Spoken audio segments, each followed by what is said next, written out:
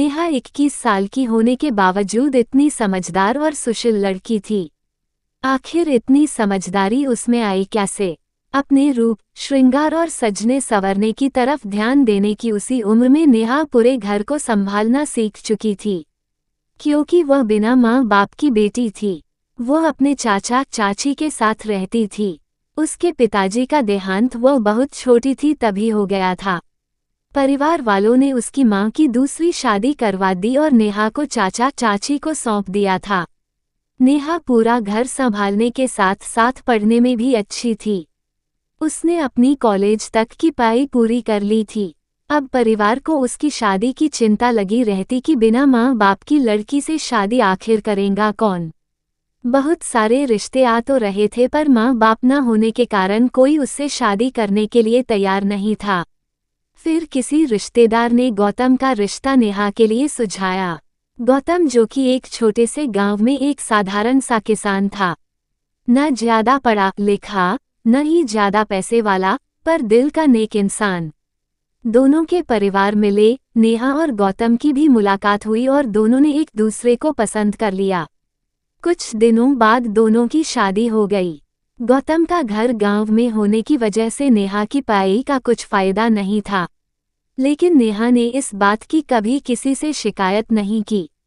वह मन लगाकर अपनी गृहस्थी संभालने लगी। अपने सास ससुर की सेवा करना और पति को खुश रखना ही उसका जीवन बन गया था। उसका एक देवर भी था। उसे नेहा अपने भाई की तरह मानती थी। धीरे धीरे नेहा और गौतम की शादी को 4 साल हो गए पर अभी भी उनकी कोई संतान नहीं थी। इस बात को लेकर परिवार में बातें होने लगी और सबका व्यवहार नेहा के साथ बदलने लगा। काफी डॉक्टर्स को दिखाने के बाद पता चला कि नेहा कभी भी मां नहीं बन सकती थी।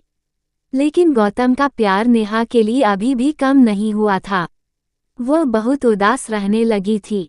उसका मन किसी भी चीज में नहीं लगता था। गौतम से ये देखा नहीं जा रहा था।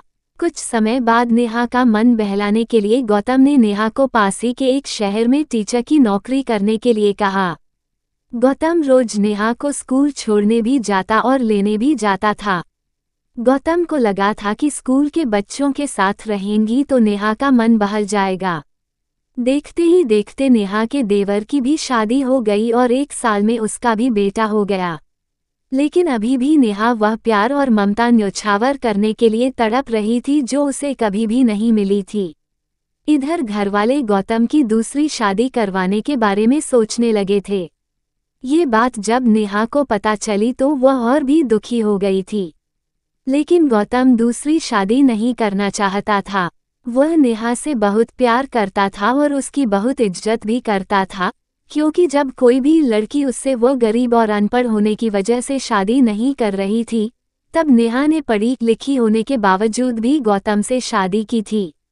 गौतम नेहा का दुख देख नहीं पा रहा था, इसलिए दोनों ने मिलकर एक फैसला लिया कि वे एक बच्चा गोद लेंगे।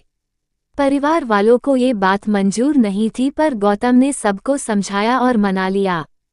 फिर वह दिन आया जिसका उन दोनों को बहुत दिनों से इंतजार था। दोनों अनाथ आश्रम गए और उन्होंने एक बड़ी प्यारी सी बेटी को गोद लिया।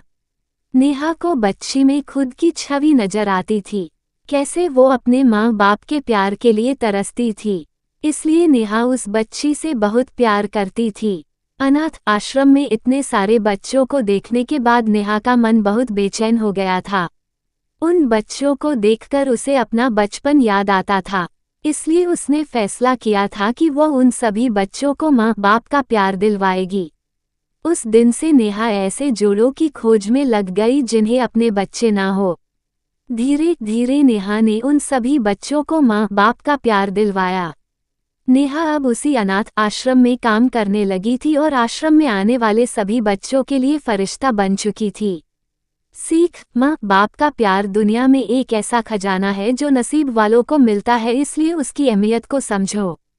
Love your mom dad.